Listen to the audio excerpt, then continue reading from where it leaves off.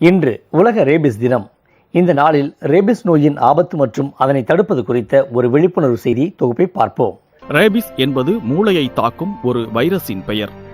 இந்த வைரஸ் ஒரு மிருகத்தை தாக்கும் போது அதற்கு ரேபிஸ் பாதிப்பு ஏற்படும். நாய் மட்டுமின்றி வீட்டில் வளர்க்கப்படும் பூனைகள் மற்றும் காட்டு விலங்குகளையும் இது தாக்கும்.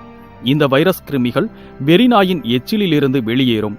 அந்த நாய் மனிதரை கடிக்கும் போது கிருமிகள் உடலுக்குள் புகுந்து இரத்தத்தில் கலந்து மூளை திசுக்களை அழித்து ரேபிஸ் நோயை உண்டாக்கும். ரேபிஸ் கிருமி தாக்கப்பட்ட வெறிநாய் பிராண்டினாலும் உடல் காயங்களில் நாவினால் தீண்டினாலும் கூட இந்த நோய் வரலாம். வெறிநாய் கடித்த 5 நாட்களுக்கு பிறகு 6 வருடங்களுக்குள் எப்போது வேண்டுமானாலும் அறிகுறிகள் தொடங்கலாம். காய்ச்சல், வாந்தி, தலைவலி ஏற்படும். உணவு சாப்பிட முடியாது. தண்ணீரை கண்டாலே பயப்படுவார்கள். வலிப்பு வந்து சுவாசம் நின்று உயிரிழப்பு ஏற்படும். எனவே நாய், பூனை போன்ற பிராணிகள் கடித்துவிட்டாலோ நகத்